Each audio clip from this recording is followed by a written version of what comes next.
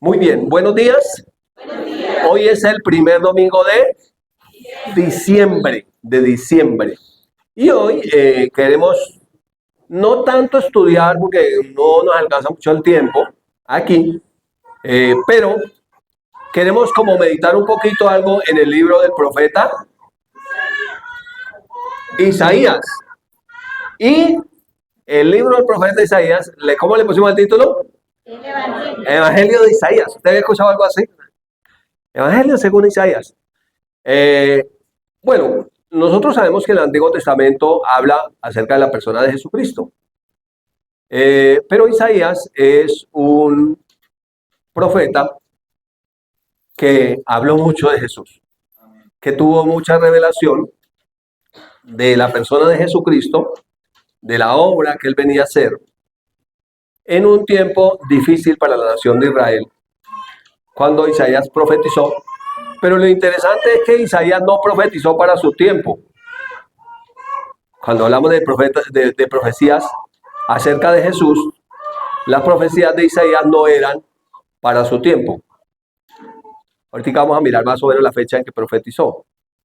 Usted recuerda que hay profetas, creo que fue Ezequiel el que profetizó, y Dios le dijo, cierra el libro porque esta palabra no es para ahora, sino para después. Y estaba hablando profecías de los últimos tiempos. Entonces Dios, que es eterno, no tiene ningún problema con el tiempo. Para nosotros es que es difícil hablar de un año, 2 años, 10 años, 20 años, 30 años. Y si hablamos de 100 o más, ya decimos, no, pues esa es la vida de otra persona porque ya yo no estoy ahí. ¿Listo? ¿Estamos listos? Sí. Entonces, mira esta imagen. ¿No? ¿Esta no le recuerda a usted como que huele a natilla y buñuelos? Entonces ahí vemos una imagen. Es una imagen linda, ¿verdad? Que acabamos de presentar una bebé. Es una imagen linda de una pareja con un hermoso bebé. En Isaías 9:6 dice proféticamente Isaías, porque un niño nos es nacido, hijo nos es dado, y el principado sobre su hombro, y será llamado su nombre. Tiene 5 características: admirable, consejero, Dios fuerte, Padre eterno, príncipe de paz. Entonces, cuando Isaías da esa profecía, Isaías estaba viendo como ese advenimiento del Mesías, porque un niño nos es nacido. Ahora, para los que nos ven aquí por el canal de YouTube, los saludamos, le damos la bienvenida. Nosotros sabemos que Jesús no nació en diciembre. Sin embargo, eso no nos permite ser amargados tampoco. Pero voy un poquitico más allá. Si usted no celebra Navidad o no hace Navidad, tranquilo, usted lo hace para el Señor y da gracias. Nosotros sí la celebramos y lo hacemos para el Señor y damos gracias. Así que hay libertad y no hay condenación por eso. ¿Listo? Para que de pronto no digan, ay, ya están, ay, ya pusieron las flores rojas, ay. Hay gente que condena por todo. ¿Sí? Nosotros no nos condenamos, creemos que estamos recordando lo que Jesús hizo y estamos trayendo buenas noticias. Amén. Entonces, hay varias cosas en ese versículo, Isaías 9:6, porque un niño nos es hijo, nos es dado. El Padre nos dio a su Hijo. Él no escatimó ni a su Hijo unigénito, sino que lo dio por nosotros. Y el principado sobre su hombro. Entonces estaba hablando que no era cualquier niño. Está hablando de un gobierno, de una autoridad, de un principado, ¿cierto? De una autoridad. Y será llamado su nombre admirable. Cuando usted mira a Jesús, es admirable todo lo que sucedió con él. Es tan admirable que Dios, él siendo Dios, se despoja. Toma un cuerpo de un bebé y nace como un bebé cualquiera. Y estando en su condición de hombre, se humilla hasta morir de la peor muerte que morían en ese siglo primero, que era colgado en una cruz o clavado en una cruz. Entonces es admirable cómo él se despoja de su deidad, de su trono, de su condición de ser Dios y viene a la condición simplemente de un ser humano. Pero no solamente viene en esa condición, sino que decide cargar con toda la maldición que ha estado sobre nosotros. Eso es admirable. Él decide hacerse pecado. Él decide dar su vida por nosotros. Y eso nos reúne hoy aquí. Amén. Pero no solamente dio su vida, no solamente murió, sino que se levantó de la muerte. ¿Eso no es admirable? Ningún ser humano se ha levantado de la muerte al tercer día, solo Jesús. Y estuvo por 40 días resucitado, comiendo con sus seguidores, presentándosele a unos y a otros y hablándole, abriéndole las escrituras lo que de él decía, lo mismo que vio Isaías, lo que de Jesús dicen las escrituras. ¿No es admirable eso? Pero ahorita que tomamos la cena del Señor, recordamos que después, años después, se le manifiesta a Pablo. Y Pablo dice, porque yo recibí del Señor. Isaías también recibió del Señor. ¿Y por qué estamos aquí? Porque yo también recibí del Señor. ¿No le parece eso admirable? ¿Qué nos tiene aquí? ¿Una religión? ¿Una secta? ¿Ir y practicar algún ritual? No, porque yo recibí del Señor. ¿Qué recibí? Su espíritu, su amor, su gracia, su redención. Es admirable. La vida de una persona cuando nace de nuevo es una vida admirable. Así como esa primera frase que se da a su nombre, llamado su nombre, admirable. Y ahora tenemos un consejero, ¿ven? Su consejo. Mire, cuando nosotros hacemos de la palabra el consejo de Dios, ya no necesitamos tanta consejería. ¿Está por aquí todavía? Consejero, tenemos un consejero. Y no es cualquier consejero. Cuando se nombra un nuevo presidente, por ejemplo, en nuestro tiempo, que hay periodos presidenciales en los países democráticos, entonces dice, no, es que él es el consejero del presidente. Con razón que al presidente le ha ido tan bien, por ejemplo, a nuestro, ¿no? Que tiene muy buenos, excelentes consejeros. Es una maravilla, ¿no? Imagínense el consejero que nosotros tenemos, el Espíritu Santo, nuestro consejero. ¿Saben que cuando el pueblo de Israel estaba en el exilio y eran llevados a otras naciones y hechos esclavos, Dios a través de los profetas, mire lo que les decía, cuando estaban con gobiernos opresores que los tenían en esclavitud, Dios les decía, cásense, tengan hijos, hagan casas y habiten en ellas. O sea, sigan haciendo su vida, sigan haciendo sus sueños, no se detengan. Cuando hay un mal gobierno uno tiene que seguir trabajando. Uno tiene que seguir soñando. No con irse a las extranjas, sino en su país. Seguir haciendo casa, seguir haciendo familia, seguir teniendo hijos, seguir soñando, porque no dependemos de un gobierno terrenal. Dependemos de el príncipe soberano, nuestro Señor. ¿Amén? Amén. O sea, que no se desanime, aunque no le vaya tan bien al presidente, a usted le irá bien. Amén.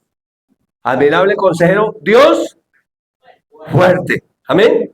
Es ese mismo Dios fuerte que sacó al pueblo de Israel con mano fuerte y con brazo extendido, el mismo que nos sacó de la esclavitud del pecado a usted y a mí. Dios fuerte, pero también Él es un Padre eterno. Así que si usted no tuvo una muy buena relación con su padre, o tal vez no conoció padre, o no sabe lo que es un buen padre, usted tiene el mejor padre. Y yo tengo el mejor padre, nuestro Padre Celestial. Es el Padre por excelencia. Entonces Jesús viene a mostrar al Padre. Cuando Jesús vino a la tierra estaba mostrando el carácter de Papá Dios. De hecho, en una oportunidad le dijo, si su hijo le pide pan a usted, no le da una piedra, ¿no? Aunque no falta, ¿no? ¿Ay? Y si le pide pescado, no le da una serpiente. Y si ustedes siendo malos saben dar buenas cosas a sus hijos, ¿cuánto más nuestro Padre Celestial? Amén. Así que tenemos un Padre que es bueno por excelencia. Padre eterno. Luego dice, príncipe de paz. Mire que nosotros cuando nacimos de nuevo recibimos una paz que sobrepasa todo entendimiento. Recibimos una paz que nos puede hacer tener una vida bendecida. No quiere decir que no tengamos circunstancias difíciles. Las vamos a tener, sin duda. Pero en medio de ellas tenemos paz. Podemos pensar con claridad para salir de allí. Y sabemos que en todas ellas Él nos da la victoria. Porque tenemos al príncipe de paz en nosotros. Amén. Gloria a Dios. Así que cuando usted mira el libro del profeta Isaías, y cuando usted lee la palabra, y usted mira, es bueno mirar un poquitico del contexto histórico. Isaías profetizó unos 750 años antes de Cristo. Ahora, para nosotros 750 años es mucho tiempo. Para Dios es menos de un día. O sea, le estaba mostrando la idea de lo que va a suceder el otro día según Dios. Según los humanos, ¿qué va a suceder?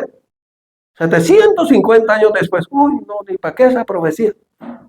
No era para su época, ¿cierto? Era para nosotros. Isaías, su nombre significa Dios salva. Ustedes saben que en el idioma original, en el hebreo, este es el nombre de Dios, ¿no? El tetragrametón, YHWH. O sea, no, el nombre de Dios para los judíos era impronunciable. No se podía pronunciar. Cuando se hacen las traducciones a nuestro idioma español, se le colocan aquí las vocales. Entonces, la O y la A. Entonces dice Yahvé. O hay otra que está la J, entonces dice Jehová. Dice, no, es que Yahvé, Jehová es diferente. No, son traducciones que hicieron. Pero el nombre de Dios es impronunciable. Pero el nombre de Isaías significa Dios salva. O sea que Isaías está hablando de la salvación. Hasta con su nombre. Cuando lo nombraban, cuando le llamaban, oiga, Dios salva, lo llamaban a él. Porque en la cultura judía, el nombre no, ay, tan lindo ese nombre. Pongámosle ese nombre porque se ve lindo. Se oye lindo. No, era por el significado. Entonces el nombre Isaías significa Dios salva. O sea, cuando usted y yo decimos Isaías, estamos diciendo Dios salva. ¿Usted sabía que ninguna religión puede salvar? Ninguna persona puede salvar, solo Dios salva. ¿Listo? Un dato más de contexto histórico. El mensaje central del libro de Isaías es el Mesías prometido. O sea, Jesús, el Salvador de Israel. El mensaje central del libro. ¿Cuántos han leído todo el libro del profeta Isaías? Amén. Si no lo han leído, léanlo. En este diciembre que sale a vacaciones, usted diga, voy a leerme el Evangelio según Isaías. Y va a ver cómo le habla tremendamente de Jesús, aunque está bajo el Antiguo Testamento. Entonces, el mensaje central es el Mesías prometido, es Jesús, el Salvador de Israel y, por supuesto, de todas las naciones. Isaías fue contemporáneo de otros profetas, Amós, Oseas y Miqueas. Bueno, y habría mucho que ver en el contexto histórico, pero cuando él estaba profetizando para otra temporada, para otra generación. Ahora, Dios no es Dios de muertos, sino de vivos. Esto también nos hace pensar en eternidad. Para Dios no hay ningún problema que sean 1000 años, 700, 800, 500. No hay problema. ¿Listo? No hay problema. Dios es el Dios de la eternidad. Y dice Salomón que él puso en nosotros eternidad. Que nosotros no lo alcancemos a entender es otra cosa. ¿Listo? Vamos a hablar de algunos de los hechos que profetiza Isaías acerca de Jesús. El primer hecho, por supuesto, es el nacimiento de Jesús. Ya vimos que Isaías 9:6 dice, porque un niño nos es nacido, hijo nos es dado, ¿cierto? Pero en el capítulo 7, verso 14 dice, por tanto, el Señor mismo dará señal. He aquí que una virgen concebirá y dará a luz un hijo y se llamará Manuel. Ahora, eso es normal, las vírgenes como siempre conciben. Una señal de Dios, una virgen concebirá. Para que conciba tienen que dejar de ser virgen. Porque la concepción es por una relación sexual. Luego, si tiene relación sexual, es la única posibilidad de que conciba, pero dejaría de ser virgen. Por lo tanto, era una señal. Por supuesto que si esa virgen concebía, no iba a ser de un varón o de un ser humano. No iba a ser a través de una relación sexual. Iba a ser algo sobrenatural, que una virgen concibiera. A veces la iglesia tradicional los critica a los cristianos que dicen, es que ustedes no creen en la Virgen, nosotros sí creemos en la Virgen. Y nosotros creemos que la concepción de Jesús es de una mujer virgen. Porque eso es la garantía de que Él es el Redentor, no era un hijo de hombre, era hijo de Dios. Entonces, solo que no la adoramos porque ella no es Dios. Solamente adoramos al Señor, ¿listo? Entonces, esta es la señal, que una virgen iba a quedar embarazada. Claro, para nosotros los latinos es muy complicado eso del noviazgo y la preparación para el matrimonio. Y como es en la cultura judía es totalmente diferente y mucho más en ese siglo primero. O sea, ¿hace cuánto? 2000 años. ¿Sí? Y aquí está hablando Isaías 2750 años antes de nosotros. Entonces, en la cultura judía no comienza cogiéndole la manito a la china, no comienza dándole besitos, no. No es así. Comienza en que se relacionan son los padres de los hijos. Y el papá va a buscar una esposa para su hijo.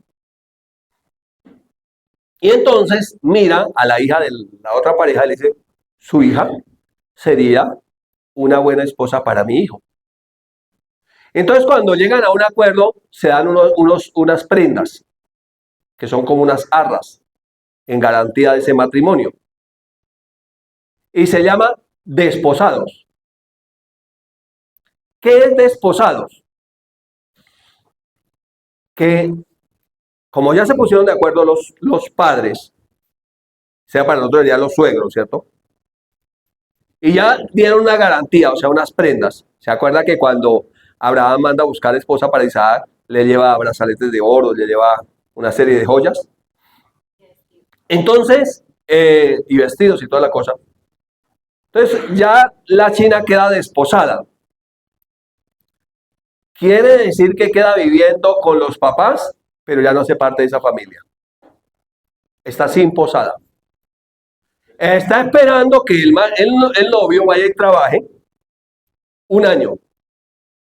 Y le está preparando la posada que es para ella. O sea, una casa. Pues se llama desposada. Entonces, ¿cómo estaba María con José? Desposada. O sea, estaba viviendo con los papás, pero esa ya no era su casa. Estaba esperando que el hombre viniera, se casara con ella y se la llevara. Si nosotros entendiéramos que nosotros aquí en la tierra estamos desposados, como iglesia, esta no es nuestra posada permanente, para que no nos amañáramos tanto acá. Entonces estaban, ¿cómo estaban?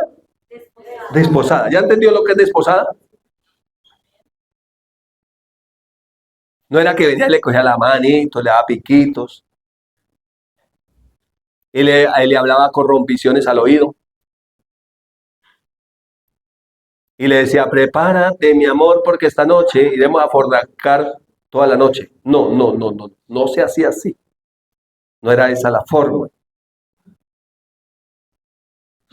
Por eso, como papás cristianos, deberíamos tener mucho cuidado que nadie esté toqueteando nuestras hijas. Amén. Los que tenemos hijas, no, los que no tienen hijas, pues. Pero digo los que tenemos hijas.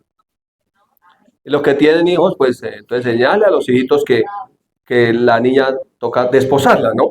Le hace promesas, va y trabaja, y cuando ya entonces viene la trae al altar y así le dice, ahora sí, prepárate, mi amor, porque esta noche, pero después de casada. ¿Listo? Pero mejor sigamos porque esto ya me puso pesado el ambiente aquí. No les puede contar a usted la historia del matrimonio judío porque vea si ya usted comienza a mirarme así como... El pastor está cuidando que no le toqueteen a sus hijas. Sí, claro. Que tengo aquí 5 mandamientos y en esta otros 5 tengo 10 mandamientos que tienen que cumplir. ¿Listo? Pero sigamos, mejor sigamos. Si corremos la cortina 750 años después, entonces nos narra un poco los evangelios sobre el nacimiento de Jesús y particularmente Mateo en el capítulo 1, verso 18 dice, el nacimiento de Jesucristo fue así. Mire cómo lo narra Mateo. Estando desposada María, su madre, con José, ya saben lo que es desposada, ¿no? ¿Cómo estaba? Desposada, o sea, no se veían con él. Él se fue y está trabajando lejos. Ella vivía en la casa por un tiempo, estaba desposada. Está esperando que la pusieran la posada verdadera. ¿Ya entendió cómo estaba? No era que se daban piquitos ni que le cogía la mano, nada de eso. No era la más mínima posibilidad de que tuvieran relaciones sexuales. Claro, antes que se juntasen o antes que se casaran, para que se casaran, para que tuvieran intimidad, primero se casaban, se halló que había concebido del Espíritu Santo. ¡Ah! Estaba embarazada la desposada. Según la ley judía, que había que hacer con esa muchacha, matar la piedra. Pero era el Espíritu Santo quien había engendrado en ella a Jesús. ¿Listo? Y sigue diciendo, José su marido, como era justo y no quería infamarla o difamarla, quiso dejarla secretamente. Entonces él, cuando se dio cuenta, ya le contó a José. Cuando él vino, ya llegó José, listo para casarse. Ya tenía la posada lista para ella. Mija, ¿pero qué le pasó? ¿Le hicieron daño los frijoles? ¿Se engordó usted soltando? ¿Qué pasó? Entonces María le confiesa, le dice José. La verdad es que estoy embarazada, pero yo no he tenido intimidad con nadie. ¡Ah! Yo no sabía eso, que los niños ahora eran así enviados por Temu. Yo no sabía. Yo pensaba que eso era con intimidad sexual y toda la cosa, pero como usted me dice ahora que la cosa es diferente. Entonces, José dijo, no quiero que la maten a piedra. Lo que voy a hacer es que me voy a ir en secreto y la voy a dejar para que piensen que yo vine y la embaracé y me fui huyendo como un cobarde. Tremendo corazón de José. Así deberían ser los muchachos cristianos hoy, con un buen corazón hacia las muchachas, no hacerles daño, ¿no? Digan amén. Y pensando en esto, estoy pensando, ¿cómo hago? ¿Cómo hago? ¿Me tengo que ir? Anochecer y no amanecer, que piensen que yo soy el malo.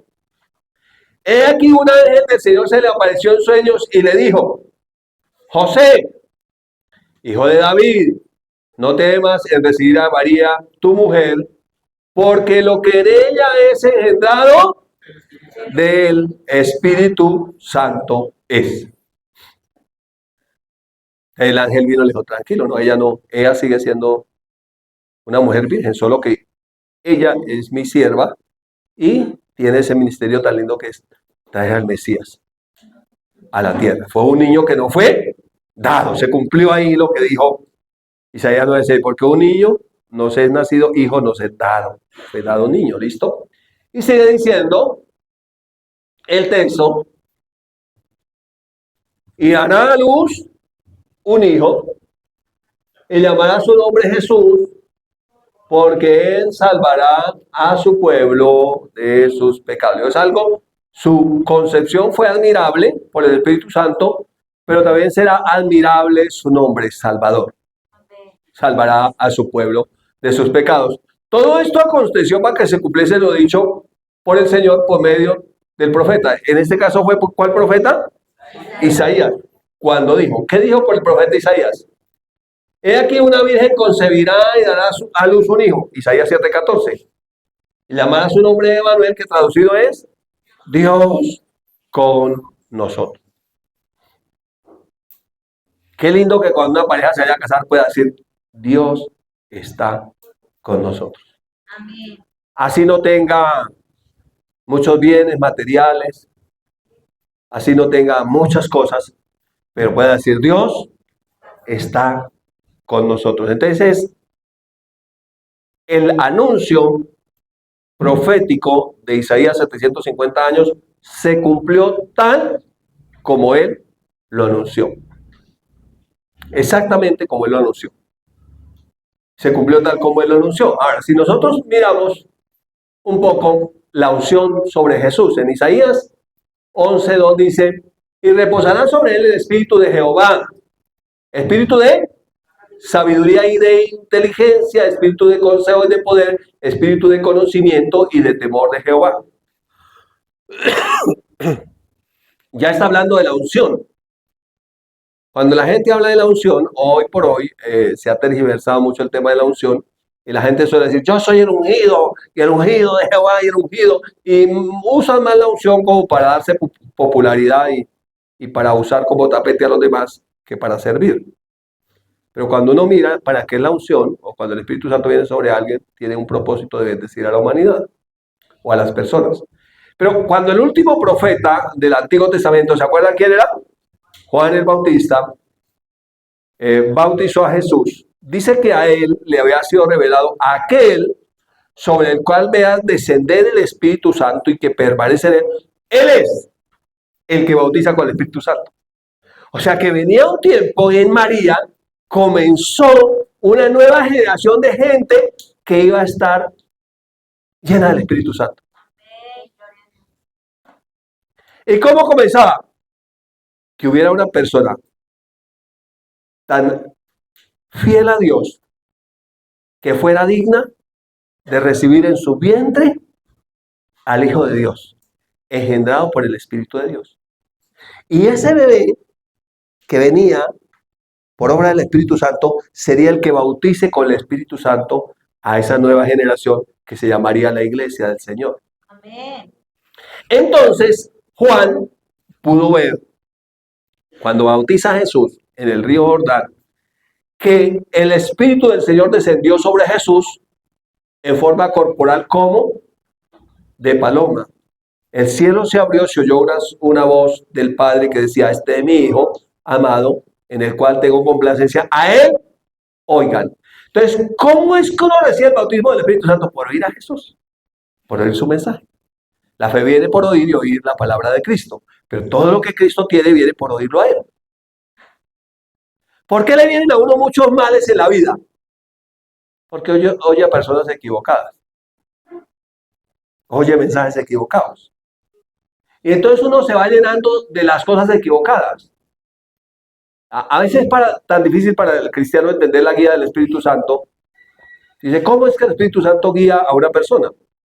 Y es tan sencillo como eso. Uno es guiado por aquello de lo que está lleno. Cuando la persona está llena de avaricia, es guiada por el amor al dinero. Y busca el dinero como sea. ¿Qué lo está guiando? Aquello de lo que se llenó, de avaricia. Y así cualquier cosa, es decir, lo que oímos nos llena y finalmente nos va a guiar. Entonces, por eso necesitamos oír la palabra del Señor para que el Espíritu Santo nos llene y nos pueda guiar. ¿Sí es claro eso? Fácil, sencillo, sin complicaciones. Entonces, ya hablando de la unción, 750 años corriendo la cortina del tiempo después, Jesús solía predicar en la sinagoga. Y después que fue ungido en el bautismo de Juan, dice que vino dice Lucas, narra Lucas, el capítulo 4, verso 16, que Jesús vino a Nazaret donde se había criado y el día de reposo se le entregó, entró en la sinagoga conforme a su costumbre y se levantó a leer o se le entregó el rollo para que leyera. Jesús tenía la costumbre de congregarse. Amén. Y de leer la palabra. Siendo Jesús, para ser guiado por el Espíritu Santo, todavía necesitaba congregarse y leer la palabra. ¿Listo? Entonces se levantó a leer. Eran rollos así. No habían capítulos ni versículos, sino eran rollos. Cada libro era un rollo. En este caso se le entregó el rollo del profeta Isaías. Dice, y se le dio el libro. Aquí dice el libro porque es nuestra traducción ya. Pero realmente el original dice, se le entregó el rollo del profeta Isaías. Y habiendo abierto el rollo, sí, usted se imagina uno buscando una cita. Uy, ¿dónde estará? No habían capítulos ni versículos. ¿Qué es lo que voy a leer? ¿No? Se dio el rollo del profeta Isaías. Y habiendo abierto el rollo, halló el lugar donde estaba escrito. El original dice donde estaba escrito de él. Donde estaba escrito de él. O sea, la profecía que había dado Isaías 750 años hablando de Jesús. Por eso es que cuando Jesús resucita se queda 40 días abriendo las escrituras y enseñando a los discípulos lo que de él decían. O sea, ¿qué es lo importante en las escrituras? Lo que dice de Jesús. Amén. Hay gente que encuentra y predica de todo en la Biblia, menos de Jesús. ¿Y usted sabe que cuando algo no habla de Jesús no sirve para nada? Porque fuera de él no hay nada. Amén. porque en Él están escondidos todos los tesoros de la sabiduría, de la gracia, de la inteligencia de Dios, porque lo que Dios había propuesto era de reunir en Cristo Jesús en la dispensación del cumplimiento de los tiempos todas las cosas, así las que están en los cielos como las que están en la tierra, visibles, invisibles, sean tronos, sean principados, sean potestades, todo fue hecho por Él y para Él. O sea, que fuera de Él no hay nada. Cuando yo era cristiano y ahora no, te dice, ¿y cómo en qué está ahora? Pues no está en nada. No tiene nada. Puede que tenga mucho dinero, es el más miserable de todos los seres humanos, sin Cristo. Entonces dice, siguiendo aquí, dice, entonces donde estaba escrito de Él, ¿qué está escrito? El Espíritu del Señor está sobre mí. O sea, se iba a cumplir la profecía en ese momento. ¡Wow! 750 años después. Por cuanto me ha ungido para dar buenas nuevas a los pobres. 6 elementos de servicio por los cuales uno recibe la unción. Primero, para dar buenas noticias a los pobres. ¿Uno recibe la unción para aplicarle la ley de Moisés a la gente? No. ¿Uno recibe la unción para condenar a la gente? ¿Para juzgar al otro? No, para anunciar buenas noticias a los pobres. Dígale a alguien esta mañana, tenemos buenas noticias, Dios tiene buenas noticias para ti. ¿Cuál sería una buena noticia para un pobre? ¿Cuál sería una buena noticia para un pobre? Que ya no es pobre. Que hubo alguien que siendo rico se hizo pobre para que usted fuera enriquecido. ¿Usted sabía que la pobreza, más que de recursos, es mental? Yo soy pobre, no tengo dinero. Ay, por favor, no escuche esos salmos, ¿sí? Es una salmodia, dijo alguien por ahí. Hay gente que cree que es pobre porque vive en el oriente, el occidente, el norte o el sur. No, la pobreza es una condición espiritual. Sin Cristo la gente no es pobre, es arruinada. Amén. Pero si usted está en Cristo, usted no es pobre. Solo 2 dijeron amén, pero si usted está en Cristo, usted no es pobre. Anuncia buenas noticias a los pobres. ¿Cuál es la buena noticia? Que ya no es pobre, que ha sido enriquecido en Cristo. Número 1. 2. Me ha enviado a sanar a los quebrantados de corazón. El problema es que uno a veces quiere sanar al que no está quebrantado. Sí, señor. ¡Ay, quiero sanar a este! El tipo no está quebrantado. Sí. Y uno, por favor, mire, coma, pero no tiene hambre. Si hay algo bien difícil, es que administrarle a alguien que no quiere recibir. Sí, señor. Me ha enviado a sanar a los quebrantados de corazón. Cuando usted va a llevar un mensaje, ore primero que Dios lo envíe a aquel que necesita recibirlo y que quiere recibirlo. Sí, señor. Porque no es suficiente solamente que lo necesite, sino también que quiera. ¿Usted sabía que hay enfermos que no quieren ser sanados? Sí. Eso es contradictorio, pero hay gente que no quiere ser sanada. Porque hay gente que quiere vivir de la lástima del otro. Entonces, uno debe ministrar sanidad al enfermo que quiere recibir sanidad.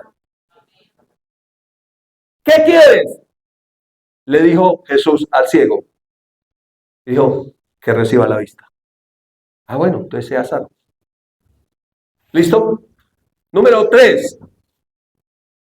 A pregonar libertad a los cautivos. ¿Qué es pregonar? Anunciar. Eres libre. ¿Qué lo tenía cautivo? El pecado, eres libre. Amén. ¿Qué lo tenía cautivo? La depresión, eres libre. ¿Qué lo tenía cautivo? La angustia, eres libre. ¿Qué lo tenía cautivo? Los celos, eres libre. Pero debe creer que es libre. Estás dispuesto a recibir. ¿Listo? Número 4. A dar vista a los ciegos. No solamente ciegos físicamente, sino espiritualmente, que los ojos del entendimiento sean abiertos, que pueda ver las cosas espirituales, porque el que no puede ver el reino de Dios no puede entrar en él. ¿Cómo puede uno entrar en algo que uno no ve? Para eso necesita nacer de nuevo, se llama vista a los ciegos, nacer de nuevo, para poder ver y entrar en el reino de los cielos. ¿Listo? Luego, ¿qué más dice? A poner en libertad a los oprimidos. Este mundo es un mundo opresor. El ser humano sin Cristo está bajo el señorío del opresor, que es el diablo.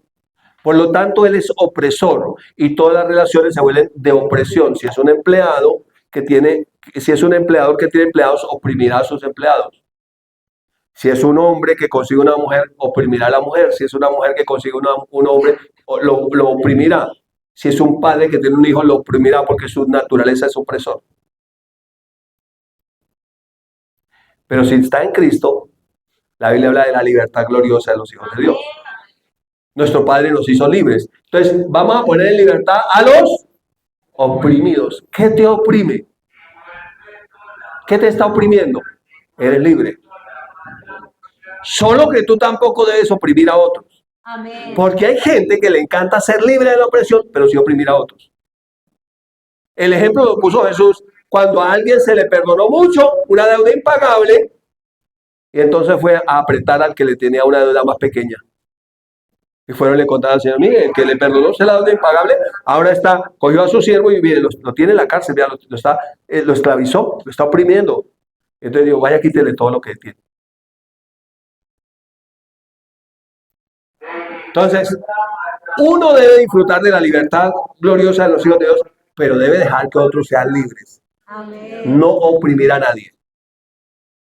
Y a veces, y esto es muy lamentable, y ocurre en algunos sectores de la iglesia del Señor, que se usa la posición de autoridad, porque la posición de autoridad es dada para ser mensajero y para servir, y para eso viene la unción viene con autoridad, pero la autoridad es para bendecir, para servir.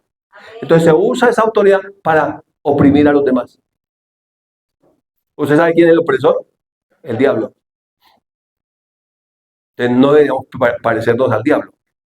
O sea, no deberíamos oprimir a nadie. Por eso aquí en Familia Misión Grande le digo, usted es absolutamente libre. Yo le doy el mensaje y usted haga lo que quiera. Usted verá qué hace. Usted no me tiene que dar cuenta a mí, le va a dar cuenta a Dios. Yo le daré cuentas también a Dios. Pero no estamos para oprimir a nadie. A nadie. A nadie. Nunca use algo para oprimir. ¿Qué es oprimir? Oprimir es manipular.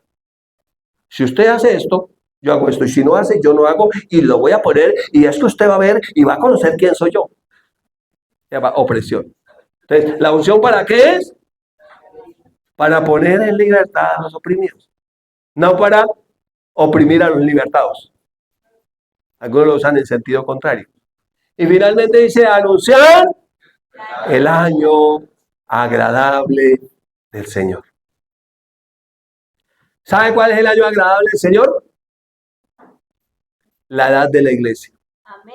El año agradable del Señor es que hubo uno que siendo Dios se despojó de su deidad, es admirable, vino, tomó forma humana, se humilló hasta el extremo, se hizo obediente hasta morir en la cruz, y al que no conoció pecado por nosotros lo hizo pecado para que nosotros fuéramos hechos la justicia de Dios en Cristo. Se llama un intercambio divino, es decir, que Él que es perfecto vino y puso esa bendición en nosotros y tomó toda nuestra maldición. Amén. Por gracia somos salvos. Por eso no nos podemos jactar de que, ¡ay, yo soy salvo! No, gracias a Él. Y de ahí en adelante, todo lo que hacemos es por gratitud. ¿Quién ama mucho? El que mucho se le perdona. ¿A cuánto nos perdonaron mucho? Yo creo que a mí me perdonaron mucho. El que mucho le perdona, mucho ama. Entonces, todo lo que hacemos es motivado por ese amor que ya fue dado a nosotros y que simplemente fluimos en ese amor para devolver por gratitud algo de servicio en una u otra cosa, fluyendo en esa misma unción. Y cada día yendo a la fuente y oyéndolo a Él, porque mis ovejas me conocen y me siguen, oyen mi voz y no oirán la voz de extraños. A veces, ¿por qué uno se turba y se enreda en el camino? Porque está oyendo los extraños. Escuche solo la voz del Señor. La voz del Señor tiene estas 6 características.